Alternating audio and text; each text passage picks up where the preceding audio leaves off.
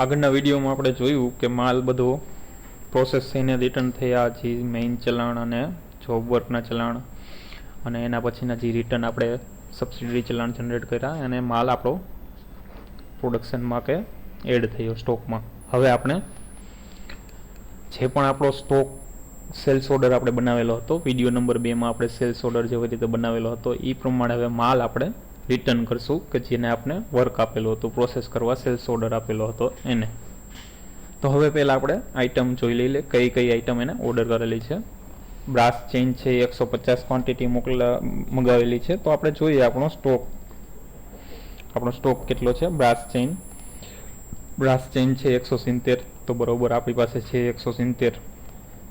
હવે બ્રાસ વાલ પોલિશ કેટલા છે, 600 નંગ એને જોઈએ છે. બ્રાસ વાલ પોલિશ કેટલા છે, 637 છે, તો એ પણ આપણી પાસે છે. અને બ્રાસ હિંજ જોઈએ છે, હિંજ જોઈએ આપણે પોલિશ, તો એ 4 જોઈએ છે, એ પણ આપણી પાસે છે. હવે તો આપણી પાસે સ્ટોક છે જેટલો આપણી ક્લાયન્ટને જરૂર છે. તો એ પ્રમાણે હવે આપણે શું કરશું કે એના માટેનો ડિસ્પેચ ઓર્ડર સ્ટોક આઉટવર્ડનું ચલણ જનરેટ કરશું. હવે જે પણ સ્ટોક આઉટવર્ડ જનરેટ થાય એમાં કસ્ટમર આપણો કોણ છે, ગ્લોબલ બ્રાસ એક્સપોર્ટ છે. ડેટ કેદી આપણે ડિસ્પેચ કર્યું એની ડેટ એડ કરી દઈએ. ટ્રાન્સપોર્ટર કોણ છે, ભાઈ ટ્રાન્સપોર્ટર છે. વ્હીકલ નંબર આપણે એડ કરી દઈએ, GJ00 CJ0000.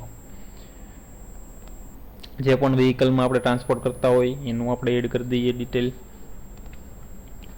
હવે તો આ આપણી વાત થઈ ગઈ સ્ટોક આઉટવર્ડની. મેઇન ડિટેલ એડ કરી દીધી, પાર્ટી કઈ હતી ને એ બધું.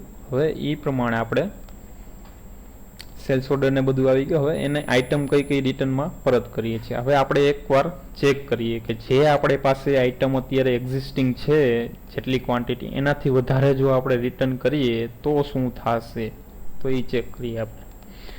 અત્યારે હવે આપણે લઈએ બ્રાસ વાલ પોલિશ્ડ, એ આપણે રિટર્ન કરીએ, એકવાર ટ્રાય કરીએ.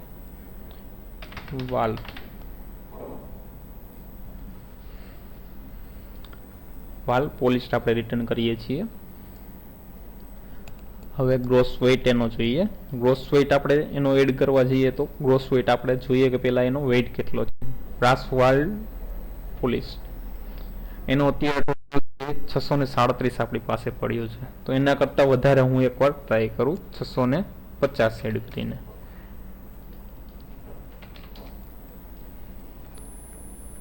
$650 ક્વોન્ટિટી આપણે જેટલું કેજી આપણે રિટર્ન કરીએ એને પહેલાં. સેવ અને કન્ફર્મ. હવે આપણો જે પણ સ્ટોક આઉટવર્ડ થાય છે એ કન્ફર્મ કરવા જઈએ. જેવો કન્ફર્મ કરશું એ રીતે કહેશે કે જે આપણે એરર આપણે જેટલો રૂલ બનાવેલો છે એ પ્રમાણે એરર શો કરશે કે ભાઈ આપણી પાસે પૂરેપૂરો સ્ટોક છે નહીં.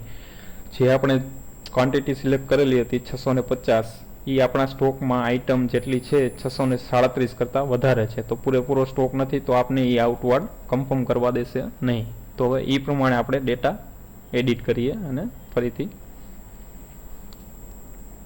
ફિલઅપ કરીએ. તો હવે આપણા ક્લાયન્ટનો એકચ્યુઅલ રિક્વાયરમેન્ટ કેટલી હતી એ એડ કરીએ, 600 નંગ. તો એ પ્રમાણે આપણે 600 પીસીસનું એડ કરીએ. હવે સેવ કરીએ. હવે બાકીની 2 આઇટમ જે ક્લાયન્ટની રિક્વાયરમેન્ટ હતી એ પ્રમાણે આપણે એડ કરી દઈએ.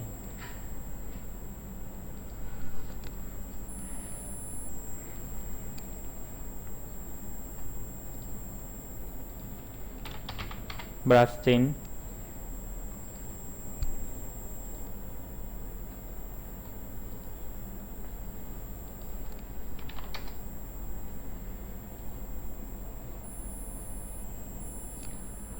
ટેર વેટ કે આપણે કંઈ છે નહીં, એ રીતે મીટરમાં એનું કેલ્ક્યુલેશન થશે, મેઝરમેન્ટ થશે. હવે નવી રો, બીજી રિક્વાયરમેન્ટ એની કઈ હતી, બ્રાસ હિંજ. તો એ આપણે આઈટમ રિટર્ન કરીએ પોલિશ્ડ.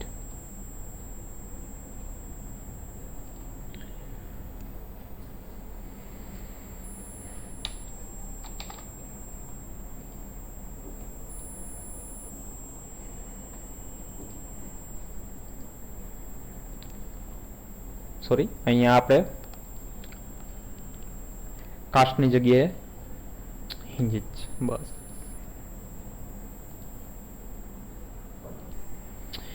આપણે અહીંયા કાસ્ટેડ સિલેક્ટ કરી છે, એની જગ્યાએ આપણે સિલેક્ટ કરવાની થશે પોલિસ્ડ. પોલીસ સિલેક્ટ કરી આપણો. હવે એનો વેઇટ સિલેક્ટ કરીએ, કેટલી આપણે રિક્વાયરમેન્ટ હતો 4, એ પ્રમાણે આપણે ક્વોન્ટિટી એડ કરી દઈએ, કેટલી ક્વોન્ટિટી જરૂર હતી. ટેર વેગ આપણે 2 કે એવું કંઈ છે નહીં, એ પ્રમાણે આપણે એડ કરશું અને સેવ.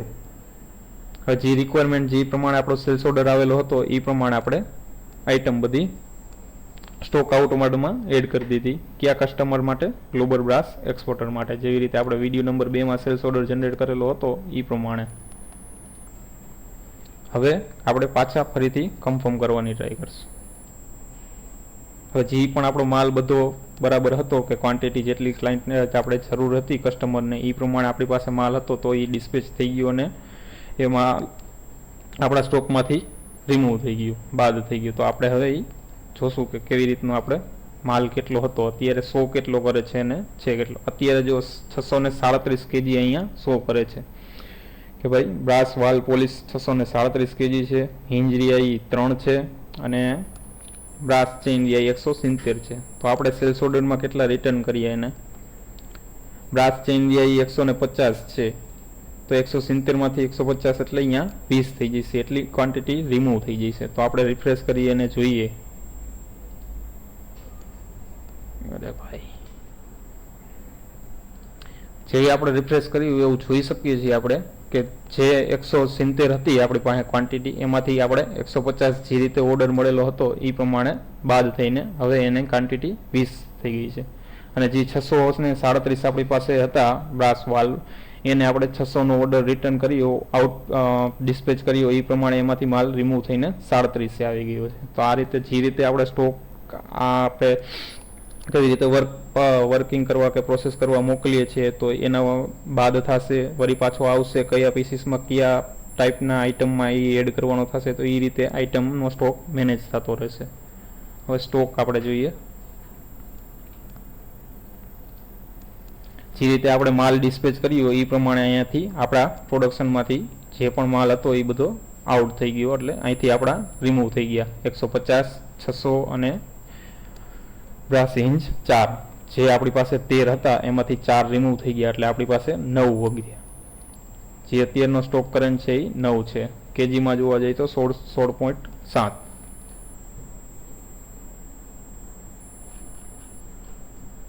તો આપણે નેક્સ્ટ વિડીયોમાં આપણે જોશું કે કેવી રીતે આપણે